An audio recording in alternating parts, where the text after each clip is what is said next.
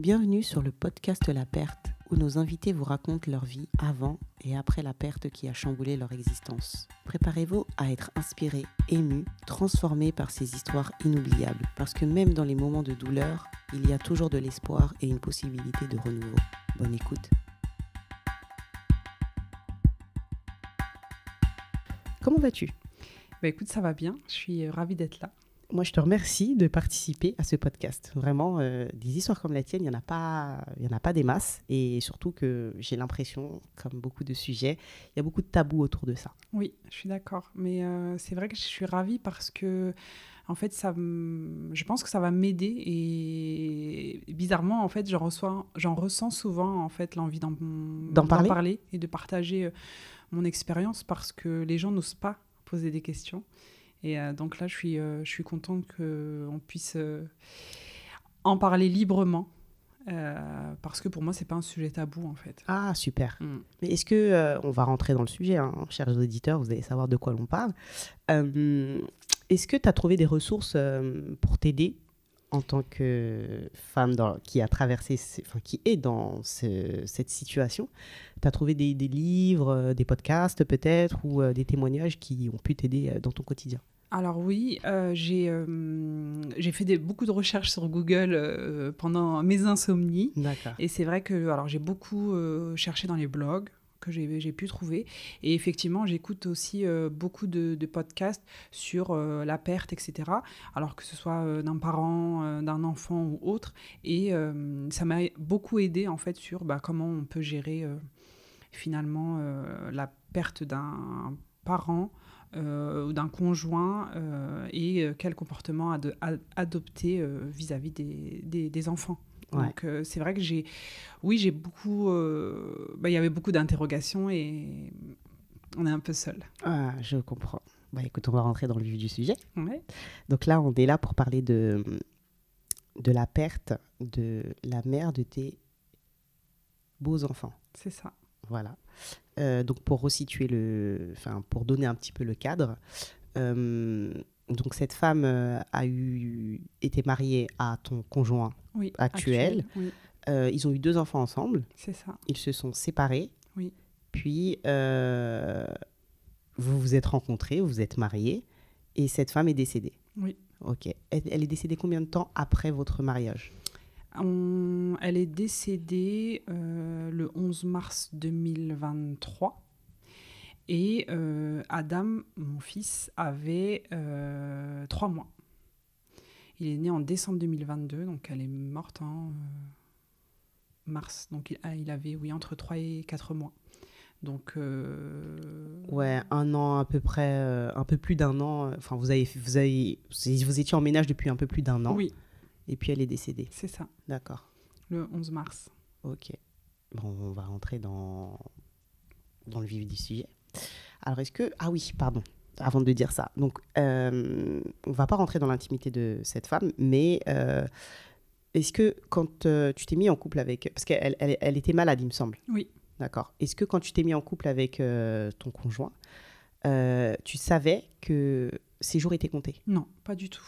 D'accord. Ça a été une surprise pour tout le monde, en fait, pour sa famille à elle, donc sa mère, ses frères et mon conjoint, du coup, parce que, c'est une maladie, donc je peux dire le nom de la maladie, c'est la drépanocytose. Donc certains en meurent, mais en tout cas, il y a une prise en charge en France qui est incroyable. Donc effectivement, l'espérance de vie est assez... longue. Voilà. Ouais. Et en tout cas, les médecins n'avaient pas prédit une mort aussi... précoce. C'est ça. Ok.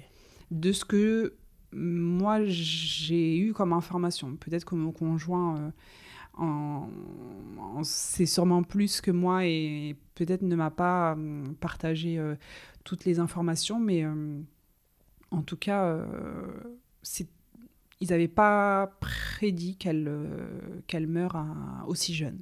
Elle avait quel âge ? Il me semble 31 ans. D'accord. Ok. Bon, écoute, on va parler du début de ta relation avec ton monsieur. Oui. Comment vous êtes rencontrés ? Donc, on s'est rencontrés. Alors, mon conjoint, il est donc commerçant. Et à l'époque du Covid, c'est là où je l'ai rencontré. Il proposait en fait des espèces de paniers repas sur commande. Donc, soit à venir récupérer ou soit en livraison pour pouvoir faciliter les trajets qui étaient assez restreints. Donc, c'est comme ça qu'on s'est rencontrés et qu'a débuté une non-relation, mais en tout cas, on s'est connus de cette manière-là et les choses ont évolué par la suite. Ok, donc tu étais la cliente, il était le commerçant-livreur, c'est ça? Exactement. Ok, très bien. Et donc, vous vous êtes rencontrés à ce moment-là. Quand est-ce que ça a commencé à devenir sérieux et vous avez envisagé d'entrer en ménage? Alors, on a échangé. En fait, c'est quelqu'un qui me demandait souvent des nouvelles, justement, par rapport à cette période de confinement, etc.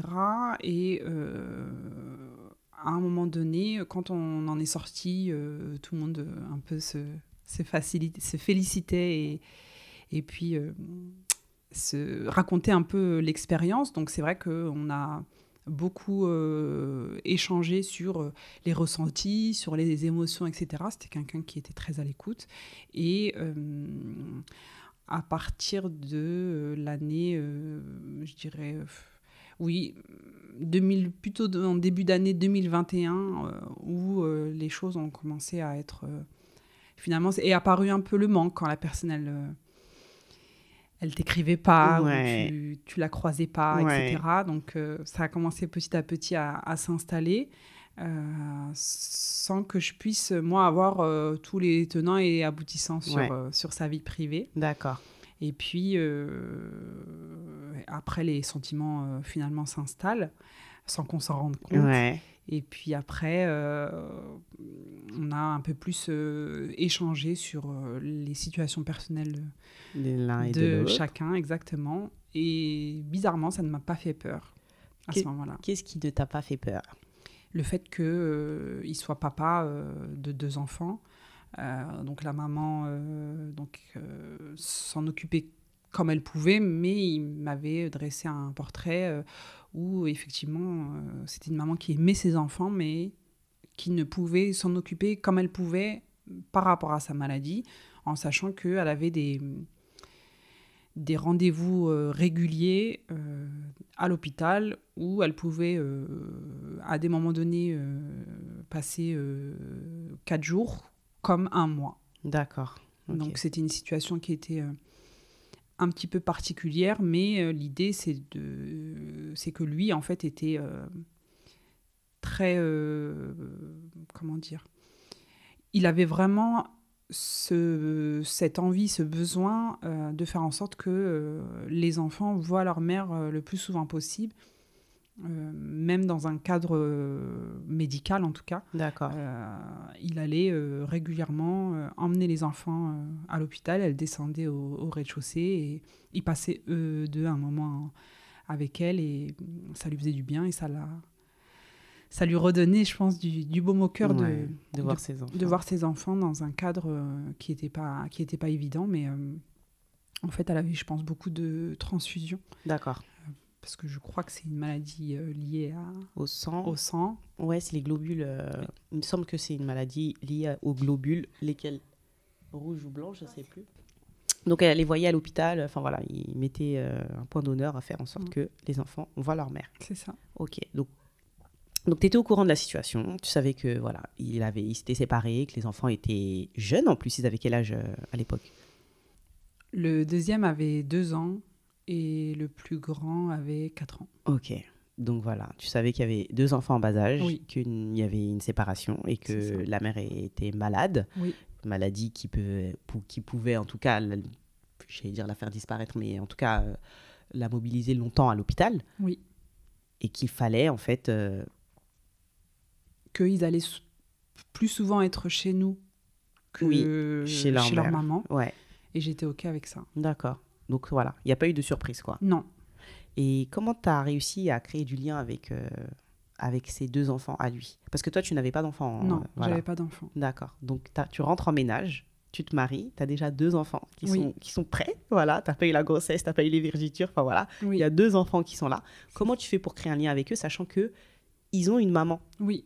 Alors l'idée, c'était, dans ma tête, je me suis dit, ils ont une maman et je ne suis pas là pour la remplacer. Je ne suis pas là pour combler quoi que ce soit.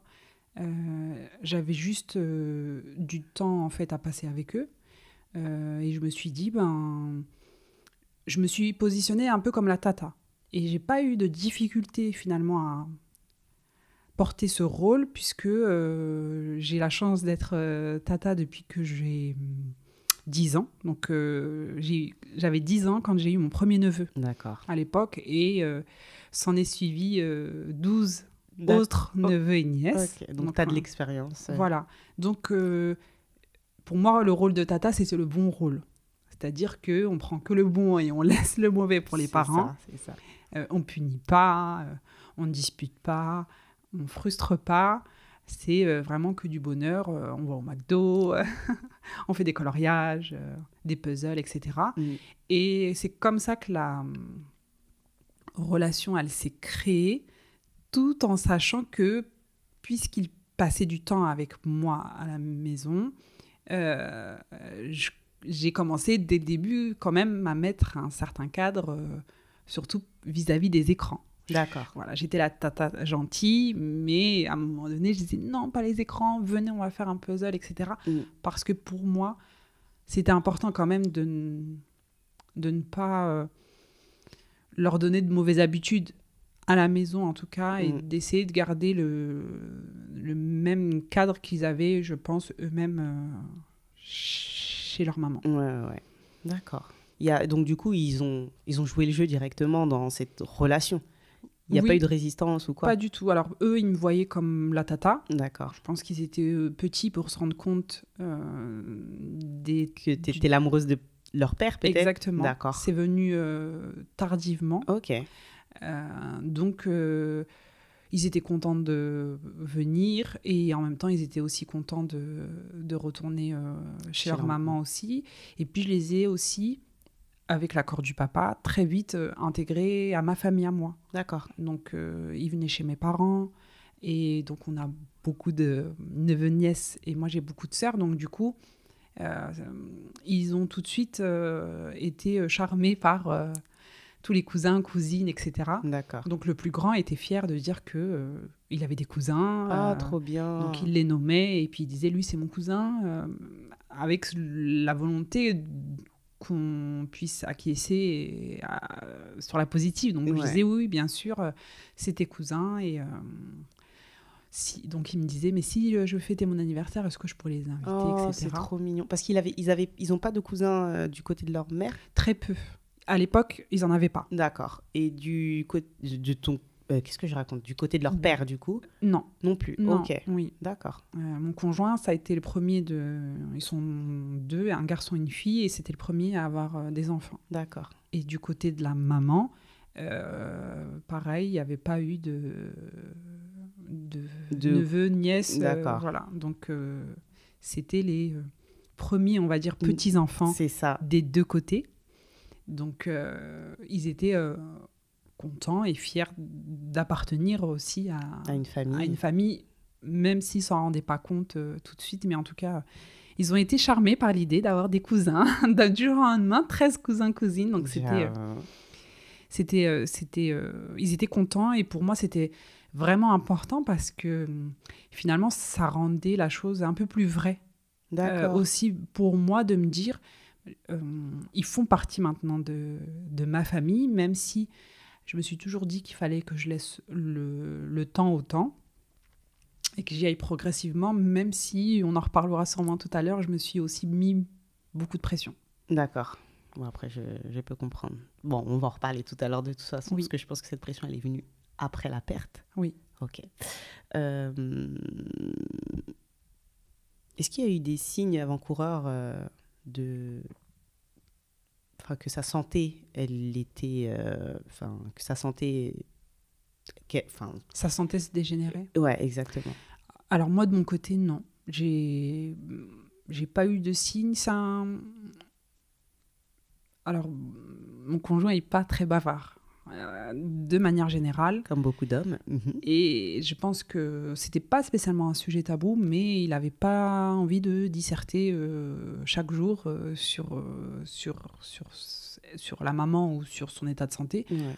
Moi, je questionnais comme je pouvais, parce que je suis... pour moi, c'était important aussi pas de savoir quel était son état, mais je m'inquiétais aussi pour elle, en fait. Même je la connaissais pas, mais je m'inquiétais.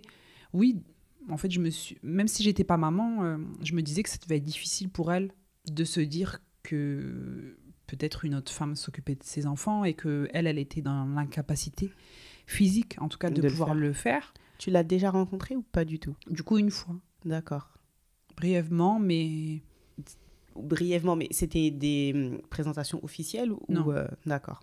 C'est peut-être vous récupérez les enfants. Oui. Et puis, ok, d'accord. Donc, il n'y a jamais eu de rencontre officielle. D'accord. Ok.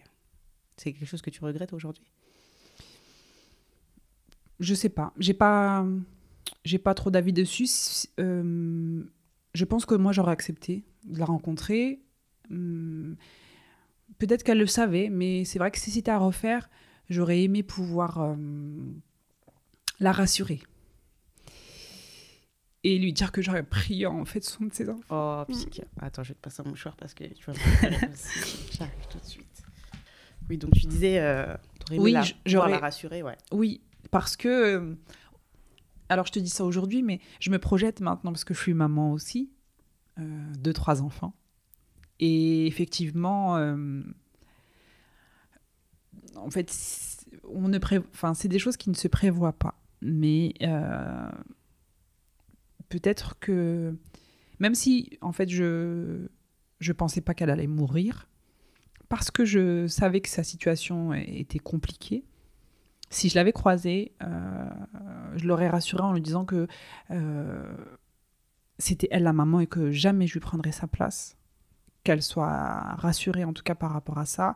Et surtout, je lui aurais dit que j'aurais fait mon maximum pour prendre soin de ses enfants. Vraiment, et c'est ce que j'essaye de faire chaque jour, c'est prendre soin d'eux comme si elle était là.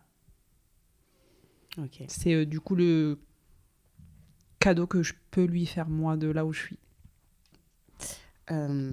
Donc tu disais, ouais, tu n'avais pas d'informations sur le fait que... Voilà, j'avais pas d'informations sur un état de santé qui se dégradait et je pense pas que mon conjoint avait des informations. En tout cas, peut-être qu'il pourra répondre à cette question. Pas à ma connaissance. En fait, c'est une date clé que je retiendrai pour plusieurs raisons, mais en fait, on préparait le mariage de mon neveu. D'accord. Le plus grand, qui avait 27 ans à l'époque, quand c'est arrivé, ou 26 ans. Et donc, on préparait ce mariage qui s'est déroulé le 11 mars.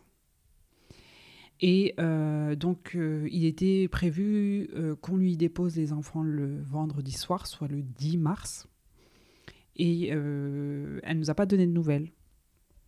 Donc, moi, j'ai dit à mon conjoint, mais c'est pas grave, tu lui déposeras les enfants demain matin, peut-être qu'elle est occupée ou autre. Et au final, on a eu un message le matin, et je m'en souviendrai toute ma vie parce qu'il m'a déposé chez le coiffeur pour le mariage, donc c'était le jour J. Et il m'a dit, c'est bizarre parce que j'ai eu un appel d'un 01 que je ne connais pas. Et donc j'ai commencé à me faire coiffer, et à ce moment-là, il m'a appelé pour me dire qu'il avait eu sa maman. La maman de son ex-conjoint. Exactement. Ouais. Qui lui a annoncé qu'ils avaient eu un coup de fil de l'hôpital et qu'elle était décédée dans la nuit. Donc elle est décédée le 10... Dans la nuit du 10 au 11 mars. D'accord. Donc vers 2-3 heures du matin, il me semble. Donc ça s'est passé comme ça. Donc ça a été pour moi très difficile parce qu'on ne s'y attendait pas, parce que j'ai pensé aux enfants. Donc le reste de la journée a été très bizarre. Mais en même temps, j'étais heureuse pour mon neveu qui se mariait. Donc finalement, on devait donc, y aller avec mon conjoint à ce mariage-là, mais lui, il n'a pas été. Moi, je lui ai demandé s'il avait envie que je reste, donc il m'a dit non. sois présente pour ton neveu. Donc j'ai passé cette journée. J'étais dans les émotions, mais il fallait pas que ça se voie. En tout cas, je voulais faire bonne figure pour ma sœur et pour son fils. Donc j'ai fait comme j'ai pu. D'accord. Et ensuite, voilà, ça s'est bien passé, tout s'est très bien passé. J'étais entourée donc, de ma famille et ça m'a fait du bien. Il y avait des moments donnés où j'avais besoin de moments off, mais j'avais toujours quelqu'un avec moi qui était là pour m'accompagner. Ouais. Durant cette journée, tu parles? Durant cette journée. D'accord. Et j'étais quand même pressée de retrouver mon conjoint pour essayer d'en parler, de voir ce qui s'était passé, etc.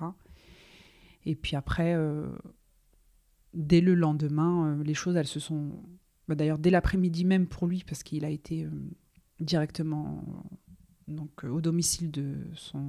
ex-conjointe, ouais. Voilà. Et puis, il a accompagné après la maman jusqu'au bout dans toutes les démarches. Il m'a posé la question de savoir si j'étais OK de pouvoir se charger qu'il gère tout ça, toutes les démarches, malgré que voilà, aujourd'hui, moi j'étais, il est ton époux. Ouais. Exactement. Donc moi j'étais bien sûr totalement d'accord avec ça, et je lui ai dit que s'il avait besoin de quoi que ce soit, j'étais là, et que si je pouvais l'aider dans quoi que ce soit, il pouvait compter sur moi, parce que j'estimais que c'était important aussi de se soutenir dans ces moments-là. Ouais, d'accord. Toi, quand donc cette journée elle passe, est-ce que tu penses tout de suite à la logistique, à comment vont se dérouler les choses après? Puisque là où tu avais, entre guillemets, la place de Tata, donc le bon rôle, là, en fait, la mère de tes 2 premiers enfants, du coup, n'est plus. Est-ce qu'à ce moment-là, ou est-ce qu'il t'a fallu un peu de temps pour le concrétiser, en tout cas dans ton esprit, est-ce qu'à ce moment-là, tu t'es dit, en fait... là, ça me revient. J'ai la gestion de ces 2 humains, de ces 2 enfants, de ces 2 âmes sur les épaules. Maintenant, let's go, quoi. Nouvelle aventure. Oui, c'est exactement ce que je me suis dit. Mais je ne l'ai pas ressenti comme un poids. En toute sincérité, je me suis dit, en fait, oui, je les avais déjà intégrés finalement à ma vie, de jour en jour. Et ma seule en fait crainte, c'était de me dire, est-ce que je vais être à la hauteur? D'accord. Ça a été ma plus grande angoisse. Ça a été ce qui a fait que j'ai eu des insomnies, que parfois je me levais la nuit. C'est que je me suis dit, mais est-ce que je vais être une belle-mère gentille? Est-ce que je vais pas perdre patience? Est-ce qu'il y a des moments donnés où ça va être difficile pour moi et je vais être injuste envers eux? Donc j'ai été dure avec moi-même. Je pense que j'aurais dû me faire confiance quand même, parce que je suis pas une mauvaise personne, mais en fait j'avais tellement peur on a l'image de la belle-mère qui est une sorcière, qui est méchante, et moi dans mon cadre familial, j'ai une sœur qui est séparée, et la nouvelle femme de son ex-mari est atroce, elle est vraiment horrible avec son fils. Donc on a cette image en fait, et les gens ont aussi cette image. Mais je pense que ce qui a été le plus difficile à gérer dans ça, parce que en fait moi je faisais tout ce travail intérieur, je pense que mon cerveau et mon corps en fait ont été complètement chamboulés, mais j'ai intériorisé, et en fait je me parlais à moi-même. D'accord. C'est-à-dire que j'avais des interrogations, j'avais des questions, j'avais des émotions, etc. Mais j'ai fait tout ce travail d'introspection toute seule, okay. Moi dans ma tête. D'accord. Pourquoi, je ne sais pas. Je pense que c'est l'habitude que j'ai toujours eue de faire... en fait, face à chaque difficulté que j'ai pu avoir dans ma vie, je me posais dans mon lit le soir et je faisais tout ce travail-là avec moi-même, sur moi-même, pour me dire, il y a telle solution, tel questionnement, voilà comment on peut faire, etc. Donc, mon cerveau, il a pris le pli, finalement. Donc là, j'ai fait exactement la même chose, sauf que ça a pris du temps. Je n'avais pas toujours les réponses. Et le questionnement et les angoisses s'étaient multipliés par 1000 de ce que j'ai pu connaître quand j'étais étudiante. Et je me disais, quelle filière est-ce que je vais décider? Mais si je choisis telle filière, là, on est sur un autre level. Exact. Après, autre chose aussi, ce qui a été difficile, c'est la pression, sans le vouloir, des extérieurs, de me dire, pardon du mot, putain, tu te retrouves, avec 3 en fait. Et en fait, les gens voyaient mon regard qui était pétrifié. Et après, donc, tout de suite, ils enchaînaient en disant « Mais c'est génial, franchement, bravo, entre guillemets, pour ce que tu fais. » Et finalement, ça ne m'aidait pas, parce que ça me mettait une pression supplémentaire. Et je me disais, c'est comme si, en fait, il rendait réelle une situation que moi, j'essayais dans mon coin de pouvoir gérer au mieux. Mais j'avais pas envie finalement qu'il verbalise en me disant « Ah, mais tu te rends compte, purée, mais c'est une responsabilité, mais c'est génial, hein, franchement, chapeau. Moi, j'aurais pas pu. » J'ai eu ça aussi. D'accord. Moi, j'aurais pas pu. Mais est-ce que tu as réfléchi? Est-ce que tu t'es pas déjà dit si peut-être que voilà, tu aurais pu dire en fait non, moi j'ai pas signé pour ça, je m'en vais, etc. D'accord. Et c'était tellement violent pour moi. Ouais. Mais tu arrivais à le verbaliser face aux personnes qui te disaient ça? Ok. Non. Tu penses que ton langage non verbal, il aurait dit des trucs de ouf. Si j'avais verbalisé, j'aurais dit des trucs de ouf. D'accord. En disant pardon. Purée, mais est-ce que tu penses que c'est ce qu'il faut dire? Moi, il y a des moments donnés où il y a des situations un peu galères et je me dis, il vaut mieux rien dire que dire des choses pas sympas. Mais peut-être que les gens, en fait, ils exprimaient tout simplement leurs craintes et pour eux, ils voyaient pas en mal, mais ça m'aidait pas. Donc, c'est je pense, la chose la plus difficile à gérer. Et puis après, en fait, c'était mon truc à moi, c'était mon expérience. C'était un choix que j'avais fait de dire non, oui, j'aurais pu, mais je suis là et je vais assumer. Et après, c'était aussi des personnes avec qui j'en avais pas parlé, mais qui étaient au courant par d'autres personnes. Et ça aussi, ça m'a fait du mal, parce qu'il y a des gens à qui j'avais pas envie de le partager là, tout de suite, maintenant. D'accord. Je voulais le partager au moment où moi, j'étais prête et au moment où, finalement, j'avais trouvé mon équilibre. Et là où j'aurais été disposée à en parler à certaines personnes. Mais ça aussi, ça a été difficile à gérer parce que, en fait, tu vis le truc, tu essayes de trouver une stabilité, des réponses à tes questions, un équilibre. Tu reconstruis une vie de famille et certains ne respectent pas vraiment ça. Encore une fois, je ne pense pas que ce soit malveillant de leur part, mais ça ne m'aidait pas. Mais bon, je suis passée au-dessus et j'ai essayé de pas cogiter sur les doutes qu'ils auraient pu me mettre, les peurs qu'ils ont projetées sur toi. Ouais, exactement. Et je me rassurais moi-même en me disant que ça allait le faire et que ça allait bien se passer. Laisser le temps au temps. Exactement. Ouais. Puis j'ai une confiance totale en fait en Dieu. Et je me suis dit que forcément, il allait pas me laisser seule. Que forcément, à partir du moment où moi je mettais l'intention de pouvoir les élever et les éduquer de la meilleure des manières, en posant mon front et en lui demandant de me donner le meilleur des comportements vis-à-vis d'eux, ça me redonnait du baume au cœur, du courage, des ailes. Et je me suis dit, en fait, non, ça va aller parce que en fait, Dieu ne t'abandonnera pas en fait, dans un moment comme ça. Et c'est ce qui est arrivé. D'accord. Et donc, du coup, donc 11 mars, le mariage passe. Le lendemain, on rentre dans la routine, entre guillemets. Oui. Est-ce que vous avez pu vous offrir un moment à 5, donc toi, ton époux, les 2 aînés et puis le bébé, pour vous poser et discuter de comment ça va se passer après? Alors, moi, je pense, alors si mes souvenirs sont bons, je me suis un peu plus mis en retrait. D'accord.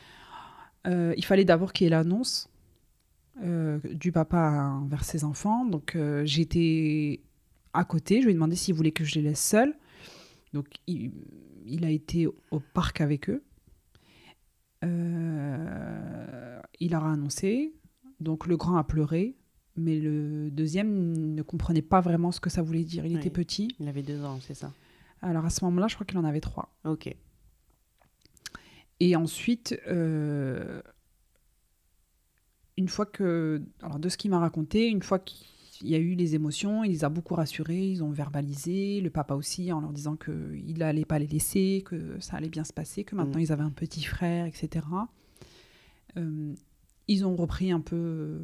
Ils ont joué, ils ont fait un foot, etc. Ça leur a fait du bien. Ouais. Et ensuite, ils sont rentrés. J'ai vu que le grand était beaucoup dans les émotions et perturbé. Ça se manifestait par quoi? Un paraverbal, un visage triste, très affecté. Et je pense une envie aussi de contact physique. D'accord. Ensuite, avant de dormir, on a fait la lecture, les câlins. Je lui ai dit que s'il avait envie de parler, j'étais là. Donc, il était presque étonné de savoir que j'avais eu cette information-là, que j'étais au courant. Donc, l'innocence des enfants, elle est incroyable. Donc, il m'a dit d'accord. Je lui ai dit que si à un moment donné, il avait envie d'en parler, de parler d'elle, de me questionner, il pouvait. On pouvait aussi faire un dessin. Donc voilà, je lui ai dit que j'étais là s'il avait besoin de quoi que ce soit et qu'avec plaisir, je répondrais à sa demande. Donc il m'a dit d'accord. Je lui ai demandé comment il se sentait. Il m'a dit qu'il se sentait triste. Donc on a clôturé cette journée comme ça avec des câlins. J'avais une petite crainte pour la nuit, mais ça a été. D'accord. Et ensuite, les jours qui ont suivi, je ne pourrais pas aller dans les détails, mais il y a eu des dessins. Ils m'ont demandé le grand m'a demandé d'écrire comment s'écrivait son prénom. Oh, petit cœur. Donc il a fait un dessin, il a écrit son prénom. Il m'a demandé si on pouvait lui envoyer. Et puis on en parlait de temps en temps. Je leur demandais s'ils avaient des souvenirs. Donc on parlait un peu de ces souvenirs, le fait qu'il y a eu une fois où ils avaient fait ensemble tous les trois donc une pizza avec elle et que c'était super bon, etc. Et que du coup c'était devenu leur plat préféré. D'accord. Voilà, donc on était beaucoup dans l'échange. Moi je les laissais en fait de l'espace pour venir en parler vers moi et de temps en temps je questionnais pour leur dire que j'étais disponible et que c'était pas un sujet tabou en fait. Ouais. Ils ont continué à m'appeler Tata. Et de jour en jour, les choses, la routine, elle est rentrée dans notre maison. Et les choses ont repris leur cours.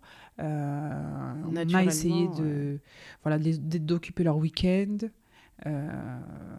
Et puis, il y a eu une logistique qui a fait que la vie a repris son cours. D'accord.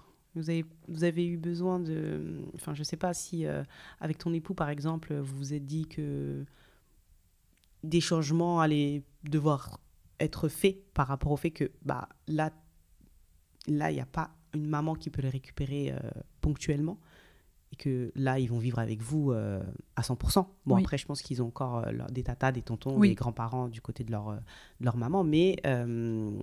il n'y a pas eu cet espace, en tout cas, où vous... Enfin, il n'y a pas eu. J'induis la question. Je reprends.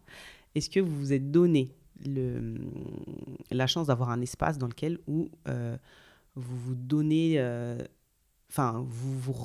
comment dire? Vous réorganisez les rôles de chacun par rapport au décès de la mère des enfants?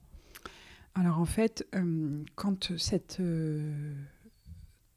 cette période est passée sur l'administratif qu'il y avait derrière, l'enterrement, la prière mortuaire, etc. Oui. Quand toute cette période elle a été terminée, je pense qu'elle a été très intense, pour lui en tout cas plus que pour moi, même si moi je la vivais à distance. La grand-mère, donc maternelle, a demandé à ce que les garçons passent un week-end chez elle. Et donc moi j'en ai profité, j'ai fait garder le petit et j'ai proposé donc à mon conjoint de partir en week-end. Donc on a fait comme un espèce de thalasso pendant 2 jours. D'accord. Pour pouvoir souffler, discuter, etc. Donc, je lui ai dit qu'il n'était pas obligé, mais que ça lui ferait peut-être du bien. Donc, il a accepté, on est allé. Et donc, ça nous a fait du bien dans le sens où on a eu 2 jours complets pour nous et ça nous a permis de débriefer, de parler de ce qui s'était passé, de discuter sur les craintes, sur mon nouveau rôle et sur l'organisation. Donc, ça nous a fait du bien. D'accord. On a beaucoup échangé et on est rentré, on a démarré comme on avait organisé, on va dire. Donc ça s'est bien passé. Il n'y a jamais vraiment eu de problème de logistique. On a la chance. En fait, la chance, c'est que mon conjoint a un travail qui fait que ses horaires, elles sont assez flexibles, en tout cas dans la journée. Que moi, après, je prenais la relève après le boulot. Oui. Et il y avait toujours donc, sa maman à lui qui habite au-dessus de l'école. Trop bien. Donc ça, c'est l'avantage. Ouais. Qui pouvait aussi donc, être un relais et ils sont aussi très proches d'elle.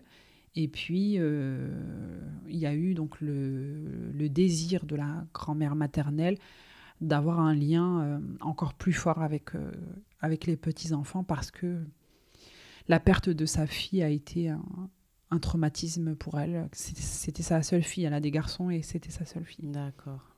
Ok. Tu penses que cet événement, ça vous a rapproché en tant que couple, en tout cas? Alors, je ne sais pas. Je ne sais pas. Je pense que oui. En tout cas, j'ai essayé au maximum d'être présente dans ce moment-là, pour lui et pour eux, sans non plus vouloir prendre une place qui n'était pas la mienne. Sans trop... ouais. Sans être intrusive. Voilà, exactement. Ouais. De laisser le temps. J'ai... C'est pas quelqu'un de bavard, mais j'ai souvent questionné en disant est-ce que c'est bien ce que je fais? Est-ce que je continue dans ce sens? Est-ce qu'il y a des choses qu'il faudrait améliorer, reprendre, changer? Après, je pense que ça renforce, en tout cas, les liens. Ouais. On a construit sur des bases qui étaient plus que solides parce qu'effectivement, la perte, ça forge. En tout cas, je pense que c'est un drame qui a fortifié notre couple, je pense. Ouais. Ah bah oui, c'est des choses sérieuses là. On n'est pas sur... Et puis le couple a tenu, puisque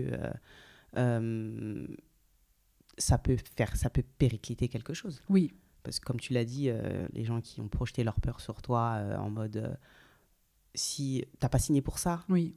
Bon, après, c'est des choses de la vie qui arrivent et qui t'envoient pas un courrier de préavis, tu vois. Donc voilà, tu fais avec et puis basta. Mais c'est vrai que des choses comme ça peut faire peur, c'est sûr. Ça peut avoir raison du couple, ouais. Oui, je l'ai pris comme une évidence en fait. Je me suis pas vraiment posé de questions. Je me suis dit, c'est là devant moi. J'ai pas envie de prendre la fuite. Oui, ça fait peur, mais en même temps, on est 2 et je pense que j'arriverai à gérer. Maintenant, le bilan, il est court, donc là, ça va. Ouais. J'espère que... Bon, tu dis le bilan, il est court. Donc, on parle d'une perte qui s'est passée en 2023. Attends, allez. 2023. 2023. Donc là, on est dans la 2e année. Oui. Oui, on a déjà passé la date anniversaire. Oui. Déjà, en 2 ans, il se passe beaucoup de choses. Oui. Sachant qu'en plus, tu devenais maman. Oui. Biologique, en tout cas. Quasiment pile au même moment. Tu vois. Donc, on peut dire qu'un baby blues, pour peu qu'un baby blues se rajoute à l'équation, ça peut être compliqué. Donc, tu me parles d'un bilan qui peut être très court. Non, 24 mois, même plus que 24 mois, c'est beaucoup.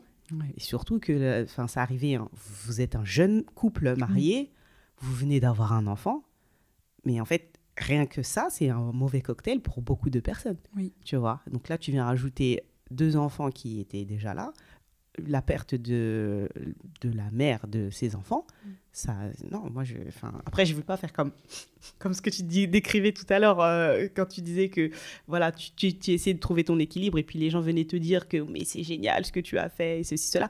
Mais moi, en tout cas, en tant que personne extérieure, 24 mois, ça fait 24 mois que c'est passé. Le bilan, tu peux déjà dresser un bilan de tout ça. Et pour moi, c'est que vous avez trouvé en tout cas une logistique qui fait que ça fonctionne. Oui. Ça fonctionne. En tout cas, oui, aujourd'hui, c'est ce que j'ai dit il y a pas longtemps, je crois, à une copine. Oui, on a trouvé un équilibre qui fonctionne bien. Les trois s'entendent très bien. Et le dernier est venu un peu se greffer au duo et sans grande difficulté. C'est d'ailleurs lui la forte tête dans le groupe, surtout pour faire des bêtises. Mais effectivement, ça me conforte dans l'idée que c'est une évidence. Et c'est vrai que cette fratrie, elle fait plaisir. Et c'est des moments uniques, en fait, qu'ils vivent. Et oui, on est content et on est fiers de se dire que ils sont trois, que c'est des frères et qu'on forme une famille. Donc, c'est vrai que... Et je n'imagine pas ma vie, finalement, autrement. D'accord. Ils seront toujours présents dans ma vie. Et je les considère comme mes enfants aujourd'hui. Parce que les choses, elles se sont faites naturellement. Je me suis pas dit c'est mes enfants, c'est pas mes enfants. Ou, au début, c'est pas mes enfants. Et après, ça le devient. Parce que justement, il y a ce décès. Je pense que quand on est tata, les neveux et nièces, c'est comme nos enfants finalement. Alors oui, on a le côté positif. Donc ça, c'est génial. Mais au final, religieusement, une tante maternelle ou paternelle, elle est aussi importante que la mère. Et je m'en suis rendu compte, finalement, avec eux aussi. Et pour mes neveux et nièces, j'ai parfois eu ce rôle-là aussi de maman. Donc, je me suis pas trop posé la question de savoir est-ce que j'étais officiellement leur mère ou pas. Ouais. Après, les choses, elles se font naturellement, je pense, des deux côtés. Moi, je leur ai toujours dit qu'ils m'appellent maman ou tata. Au final, les deux me vont. Et puis peut-être que quand ils grandiront, ils m'appelleront par mon prénom. D'accord. Mais là, aujourd'hui, ils ont pris le pas sur maman ou ils sont restés sur le tata? Alors, il y a un peu des deux. En fait, quand ils reviennent de chez leur grand-mère paternelle, donc la mère de mon conjoint, comme elle a une fille qui a quasiment mon âge, ils l'appellent tata. Donc quand ils rentrent, c'est tata. D'accord. Parce qu'ils ont ce pli de tout le week-end, ils l'ont appelé tata, tata, tata. Mais après, il y a mon dernier qui m'appelle maman. Il y a le grand qui m'avait posé la question une fois de savoir est-ce qu'il pouvait m'appeler maman devant les copains. Donc j'avais dit, mais bien sûr, tu peux m'appeler maman. Parce que les copains à l'école, quand j'allais le chercher à l'école, le questionnaient en lui disant, mais est-ce que c'est ta maman? Et je l'ai senti un peu hésiter. Et donc moi, j'ai répondu en disant, oui. Et il était un peu soulagé, en fait, que moi, je réponde à sa place et que finalement, c'est comme si on s'était mis d'accord et que moi, j'étais OK. D'accord. Donc, il était assez fier. Et quand on est rentré à la maison, je lui ai dit qu'il pouvait m'appeler maman quand il était à l'école et à la maison tata et vice-versa. Et au final, on s'en fiche parce que c'est pas ça le plus important. Donc, mais moi, je les materne comme mes enfants. Et peu importe finalement... le reste. Pour moi, je pense que mes prières les plus précieuses, c'est de pouvoir les considérer de la même manière tous les trois. D'accord. Vraiment, c'est mon cheval de bataille. Pas spécialement, parce que finalement, ça se fait encore une fois naturellement, mais je les aime tous les trois. C'est trop mignon. C'est vraiment trop mignon. Mais donc là, du coup, on parlait en tout cas de ta place au sein de ce cocon. Mais vu par vous qui êtes dans la famille, est-ce que c'était difficile pour toi de te présenter comme la mère de ces deux enfants qui, pas spoiler, mais information importante, ils n'ont pas la même couleur que toi. Oui. Donc, est-ce que tu as dû des fois t'imposer parce que les gens sont méchants? Oui. Donc, est-ce que tu as des anecdotes sur cette réalité? Oui. Alors, j'en ai une qui est très récente. J'ai été, vendredi dernier, récupérer le grand à son activité sport. Ouais. Au gymnase. Et c'était la première fois, parce que d'habitude, c'est mon conjoint qui va le récupérer. Donc, j'ai été avec le petit. Je me gare et je cherche l'entrée du gymnase parce que j'avais eu quelques informations sur le lieu, mais sans plus. On connaît la jante masculine. Donc, je demande à quelqu'un que je vois, un homme maghrébin, je précise, et je lui demande est-ce que c'est là où on récupère les CP de l'école Intel, ouais. pour l'activité sport. Donc, il me dit oui, c'est là, entrée, c'est pour quel enfant? Donc, je donne le prénom et le nom. Donc, il réagit très bien, il me dit oui, bien sûr, c'est là. Par contre, vous êtes un peu en avance. Je dis oui, le petit va faire un peu de vélo, moto, trottinette en attendant. Donc, on patiente une vingtaine de minutes et là, la sortie des petits commence. Donc, on se met devant avec le petit, on attend et donc l'entraîneur, qui n'était pas celui que j'ai croisé à l'entrée, me demande qui je suis venue chercher. Je donne le prénom et le nom, donc je le vois bugger, et il fait sortir les autres enfants, sauf le mien. D'accord. Et donc, je l'aperçois, le grand, et donc je lui fais un coucou, et il dit « Ma maman est là ». Sauf qu'il se retourne, et il dit « Elle est où ?» Donc il dit « Elle est là ». Et donc il se retourne, et il me dit « Mais vous êtes venu chercher qui ?» Alors du coup, je répète, et j'ai dit « Je suis venu chercher un tel ». Et il me dit « Mais vous n'êtes pas sa mère ». Et donc, alors, je reste bloqué, je bug. Il y a des enfants qui sont tous là, et il y a des parents. Et je lui ai dit, donc je sors ma pièce d'identité. En lui disant, alors, je suis dans les... Il me dit, mais vous êtes dans quelle liste? Donc, je lui ai dit, je suis bien dans les listes du centre de loisirs et de l'école, vous pouvez vérifier. Et là, il me dit, mais vous êtes pas sa mère, vous pouvez pas être sa mère, vous n'avez pas la même couleur. Et je lui ai dit, oui, certes, mais je suis sa maman. Et donc, il me remontre... En fait, il refait un signe de la main vers son visage en me montrant qu'il y avait un problème de couleur. Et donc, je lui dis, mais en fait, c'est pas la couleur qui va faire que je suis sa maman ou pas. Vous voyez bien qu'il vous a dit, c'est ma maman, et moi, je vous ai donné son identité. Exactement. Et donc, celui que j'avais croisé en début a dit, si, mais je crois que c'est la belle-mère. J'ai eu un petit peu de mal avec ça, mais bon. Donc, il me dit, mais vous auriez dû me dire que vous étiez la belle-mère. Donc, ça m'a un peu agacée. Parce que finalement, en fait, mère ou belle-mère, on ne m'aurait jamais fait en fait, cette réflexion si finalement il avait la même couleur que moi. Qu'on se questionne, moi je l'entends. Je vous ai jamais vu, etc. Il me demande une pièce d'identité très bien, qui même vérifie si je suis dans les listes. Et j'ai envie de dire, ça m'aurait même rassurée, parce que ça veut dire qu'il donne pas un enfant à n'importe qui. Mais le fait de me dire, devant lui, en plus, et devant d'autres enfants et parents, que je ne pouvais pas être sa mère et qu'il ne pouvait pas être mon fils parce qu'on n'avait pas la même couleur, ça m'a dérangée. On en a reparlé après, parce que quand on est rentré, il m'a dit... Mais pourquoi est-ce qu'il a dit que tu ne pouvais pas être ma mère? C'est parce que toi, t'es beige. Et donc, je lui ai dit qu'il ne fallait pas qu'il fasse attention à ce qu'il disait et que je l'aimais de tout mon cœur et que je sois beige, violette ou vert, en fait, on s'en fichait. Donc, ça l'a fait exploser de rire. Ouais.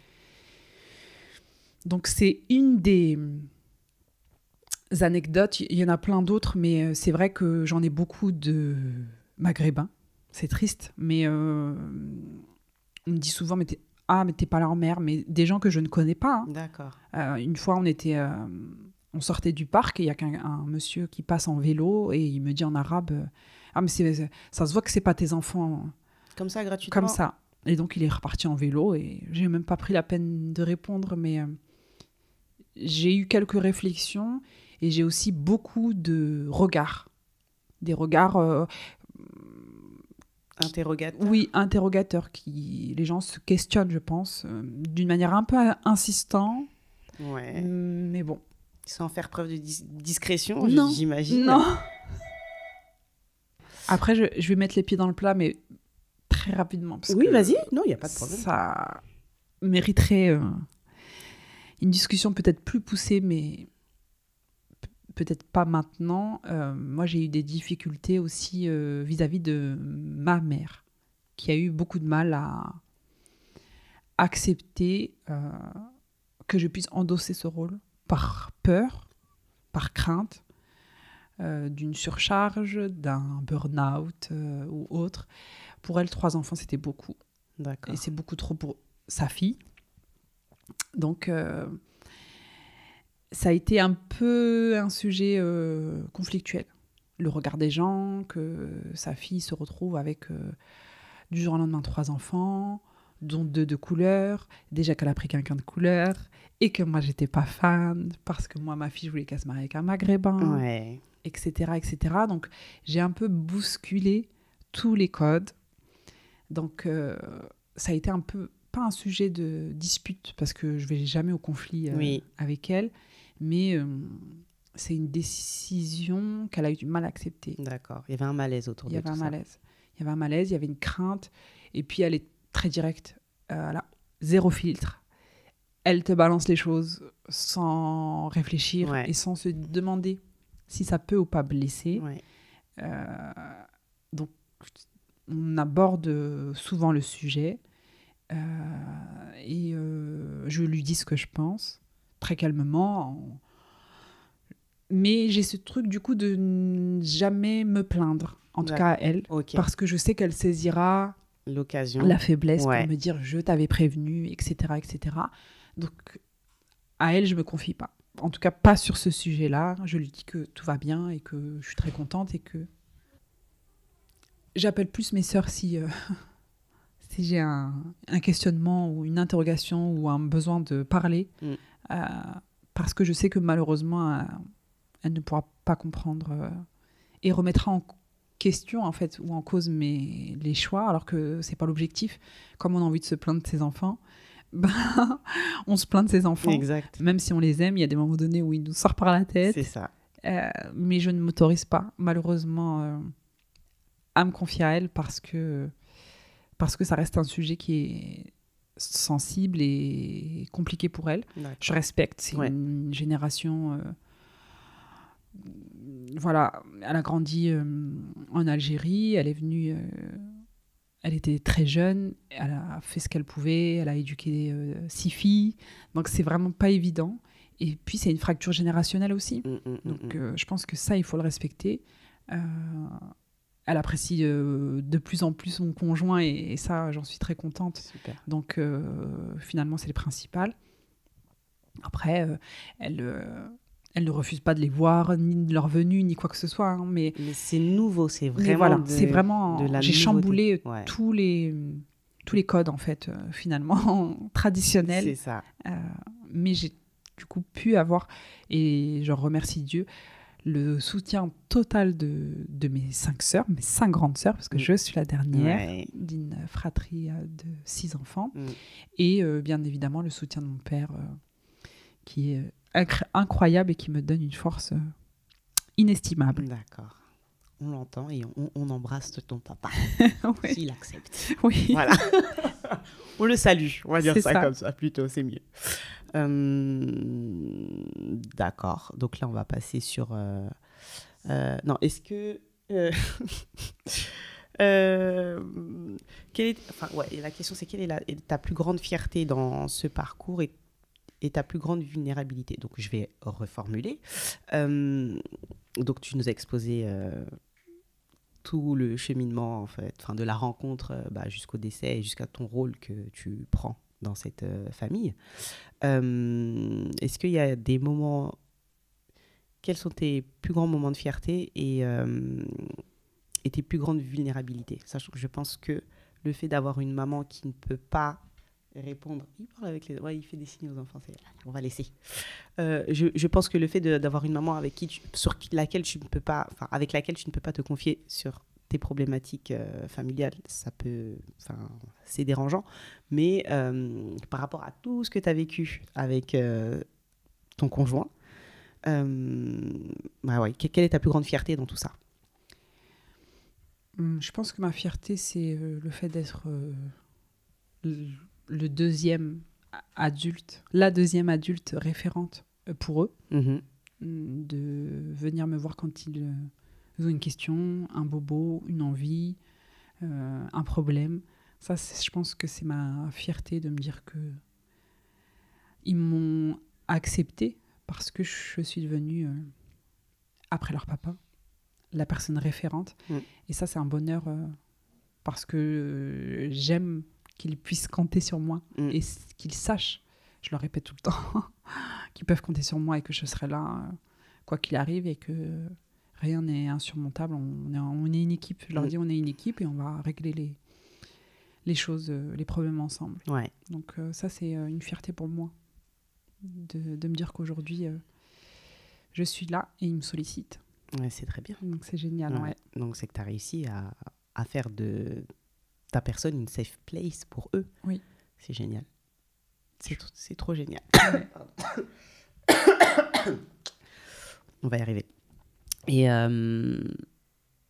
est-ce que ça t'a permis, toute cette aventure, en tout cas, qui n'est pas terminée, ça t'a permis de faire la rencontre de quelques points de ta personnalité? Je sais pas. Je pense avoir l'âme maternelle que je voulais. Je me suis jamais posé la question de savoir combien est-ce que je voulais avoir d'enfants. J'en voulais, mais aujourd'hui j'en ai 3.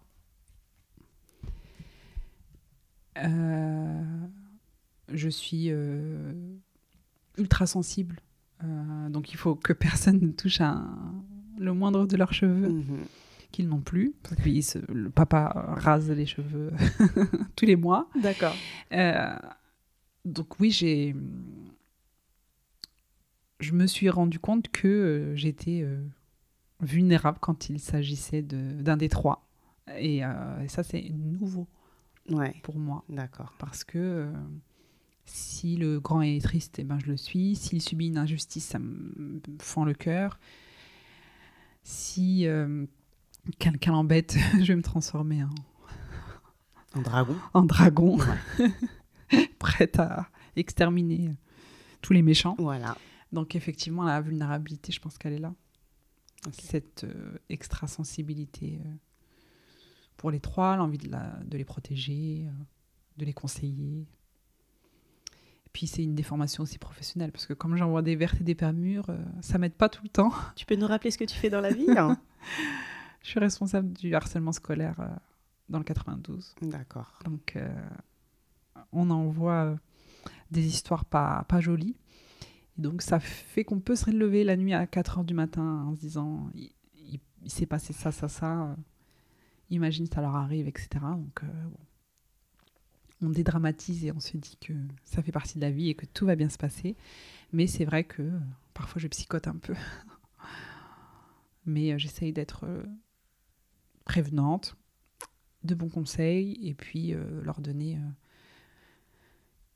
la meilleure éducation et en même temps les informer aussi du danger qu'il peut y avoir et leur dire que surtout, nous sommes 2 et on est là pour eux qu'ils viennent nous parler et nous dire s'il y a le moindre souci. Et jusque-là, merci mon Dieu, ils viennent nous voir quand il y a un souci à l'école. Donc ça me soulage beaucoup. C'est important. Est-ce que tu as un conseil à donner aux personnes qui peuvent être aidantes dans des situations comme toi tu as traversé? Quel conseil t'aurais voulu entendre? Quelle chose t'aurais voulu éviter dans cette histoire et dans cette aventure? Alors je pense que la clé, c'est de ne pas forcer, de ne pas se donner en fait un rôle de maman dès le début, parce qu'en fait ça met une pression plus qu'autre chose. C'est de se dire en fait je suis pas obligée de me donner finalement une étiquette de je suis maman, je suis tata, je suis la nouvelle, je suis la belle-mère. On s'en fiche en fait. Je suis pas obligée. En fait, si j'ai la réponse et que j'ai décidé de rester la tata ou que le rôle de belle-mère me va bien, il faut être OK en fait avec soi-même. Mais ne pas se mettre de pression en disant maintenant je suis une belle-mère, mais je suis pas la mère, mais j'étais une tante de base, et puis finalement je suis la grande sœur.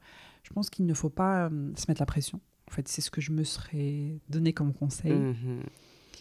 De se faire confiance, de discuter, de débriefer le plus possible avec son conjoint sur les attentes. Pas se mettre la pression, pas forcer en fait un personnage qui n'existe pas ou qui va mettre peut-être du temps à s'installer. Donc, pas spécialement mettre un nom sur la personne qu'on a envie d'être. Beaucoup questionner aussi les enfants ou l'enfant en disant mais tu fais tes choix, tant qu'il y a du respect, il va y avoir des règles puisque maintenant on habite ensemble. Il y a des moments donnés où tu seras fâché, on en discutera, mais c'est pour ton bien. Et puis je pense que aussi ce qui est important, c'est de dire à leur âge, en fait on n'était pas encore préparé sur par exemple un enfant, sur comment élever un enfant de 5 ans, parce que c'est venu assez rapidement. Ouais. Donc on n'a pas eu le temps en fait de se questionner. Donc le couple doit se questionner finalement quotidiennement sur les règles, les devoirs, les besoins et comment faire face finalement à ça, comment on gère une bêtise, comment on gère une crise, quand t'es pas là, de quelle manière est-ce que parfois on va punir, le rôle de chacun, etc. Le soutien mutuel entre l'un et l'autre. Donc vraiment, c'est des petites choses du quotidien qui, si elles sont en fait définies en amont, c'est cool.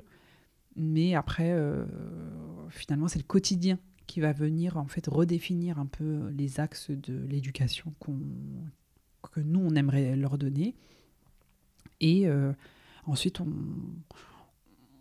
fait avec. Il y a des choses qui fonctionnent, des choses qui fonctionnent moins, des choses sur lesquelles un des deux ne va pas être d'accord, mais on en discute en privé et on adapte. Okay. Et je pense que c'est une des choses les plus importantes.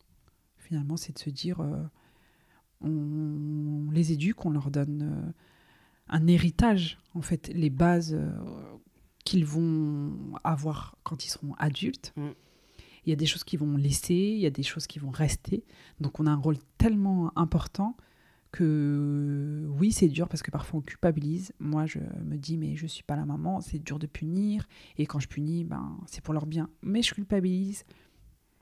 Il y a eu des fois où je me suis excusée. Il faut reconnaître ses torts. Il faut communiquer, leur dire que vous avez puni, mais que vous n'avez pas trop le choix parce que c'est pour son bien, etc. Donc vraiment être dans la communication même avec eux.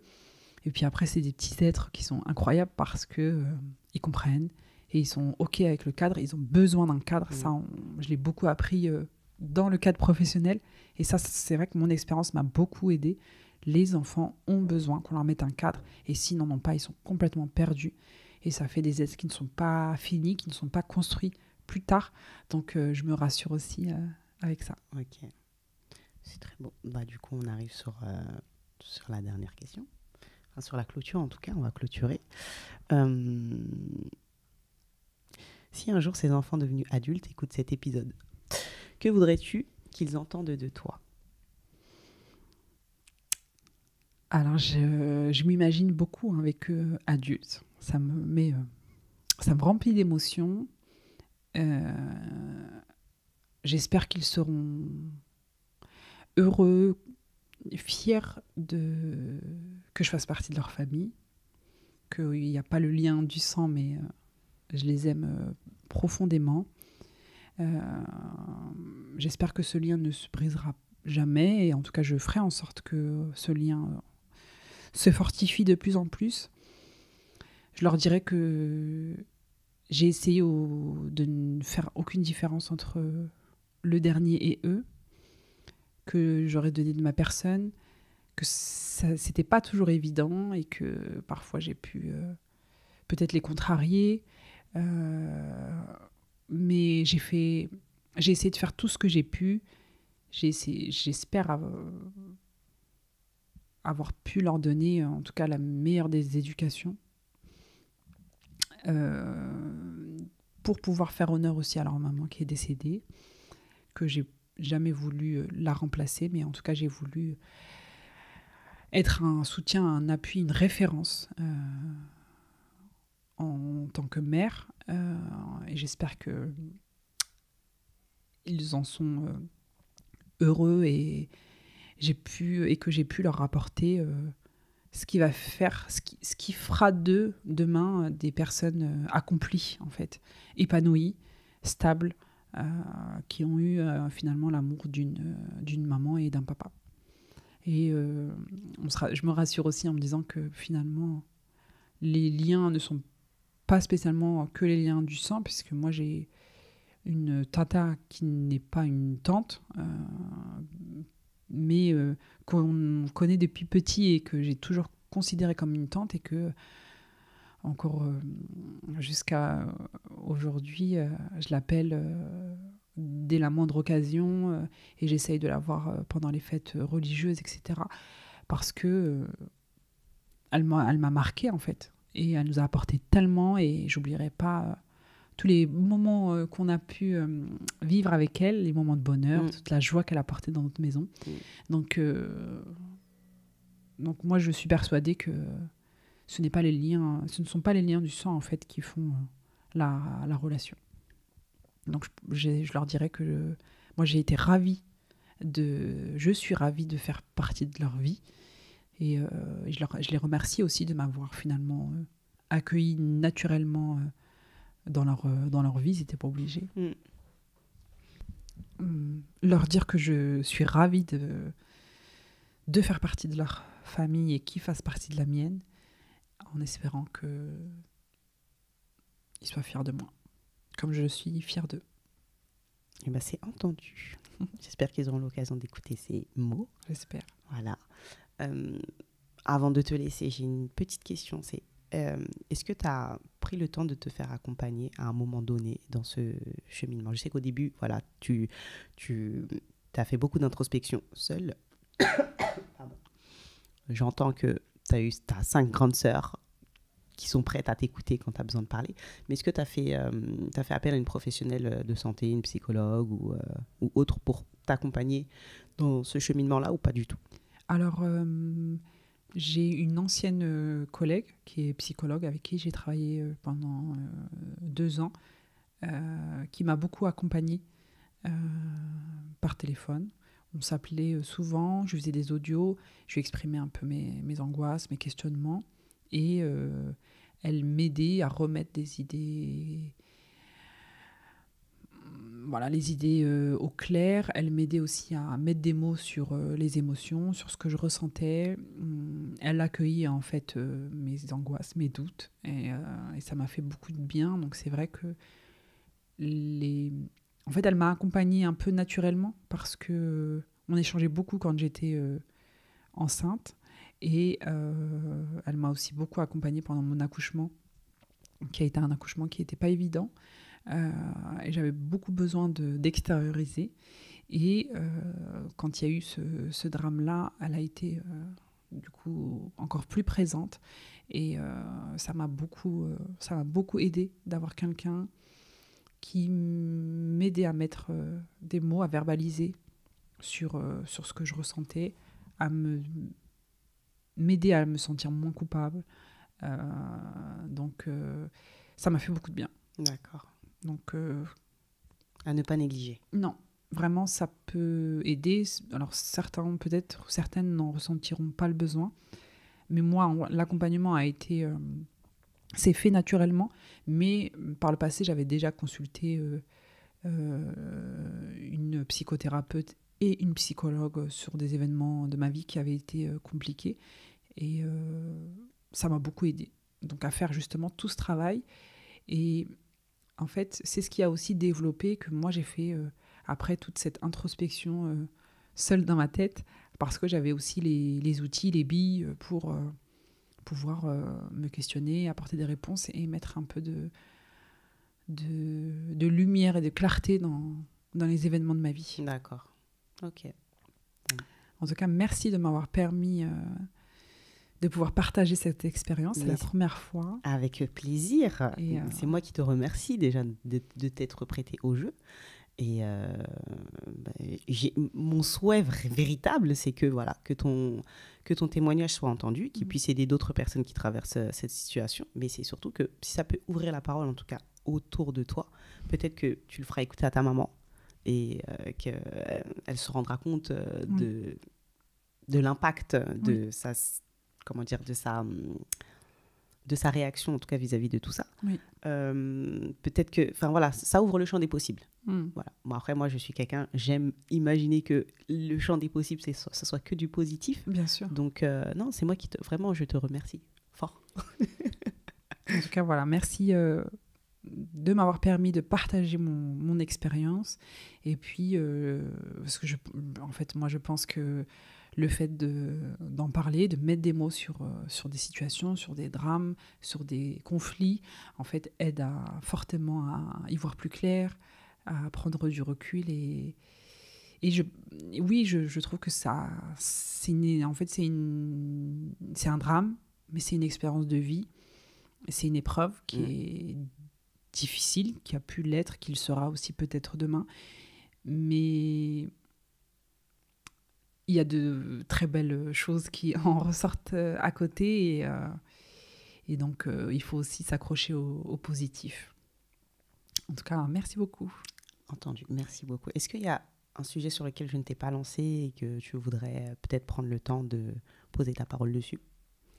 Alors non, je pense que... Alors peut-être... Il y a eu des moments donnés où la relation... où le plus grand, par exemple, a questionné la relation que j'avais avec son papa. D'accord. C'est-à-dire que il me questionne... Enfin, il y a eu, en fait, sa tata qui s'est mariée. Oui. Donc le mariage s'organisait, etc.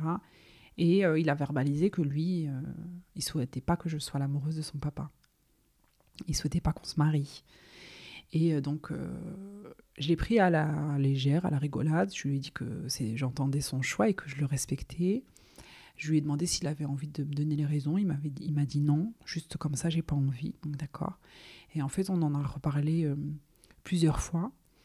Et finalement, j'ai laissé le temps faire les choses, tout en étant ouverte à la discussion, en lui demandant s'il avait envie qu'on en parle, s'il avait envie de me dire pourquoi est-ce que ça le dérangeait. Il n'a pas spécialement apporté de réponse. Et la tendance, en fait, elle s'est inversée toute seule. Et finalement, il m'a dit qu'il savait que papa et moi, on était amoureux. Et je lui ai demandé si ça le dérangeait. Il m'a dit que non. Donc, j'ai pas paniqué. J'ai pas fait une fixette sur je l'ai pas ressenti comme un rejet. D'accord. Ou une envie que je ne fasse pas partie de sa vie. J'ai respecté son envie du moment. Je l'ai accueilli, comme on le dit. Et je lui ai dit que j'étais ouverte et qu'il avait le droit, en fait, de penser qu'à ce moment-là, il n'avait pas envie. Il est très fusionnel avec son papa, donc j'ai respecté ça. Je lui ai dit en tout cas que ça ne changerait rien à la relation qu'il avait et avec moi et avec son papa. Et finalement, la tendance a changé et il m'a dit qu'il savait qu'on était amoureux et il s'est questionné sur quand est-ce que vous allez faire un mariage comme tata. Comme tata, exactement. Donc, je pense que l'idée, c'est d'accepter qu'à des moments donnés, ils se questionnent. Il y aura des moments donnés où je pense qu'ils réaliseront de plus en plus que je ne suis pas leur maman, leur vraie maman. Ouais. Qu'ils ont une maman, ils ont eu une maman, elle existe, enfin elle n'est plus là, mais elle a existé. Et ils auront peut-être des questionnements, etc. Mais j'essaierai, dans la mesure du possible, d'être là, de répondre à leurs questionnements et en fait, de les accompagner dans leur cheminement. C'est entendu. Merci beaucoup. C'est moi qui te remercie. Écoute, je te souhaite une très belle fin de journée. Merci. Et à bientôt. À bientôt. Merci d'avoir écouté l'épisode et n'hésitez pas à laisser un commentaire et à cocher les 5 étoiles. Si vous voulez nous partager votre histoire, envoyez-nous un mail via le lien en description de l'épisode. La Perte est un podcast produit et réalisé par Polycac Studio. À bientôt.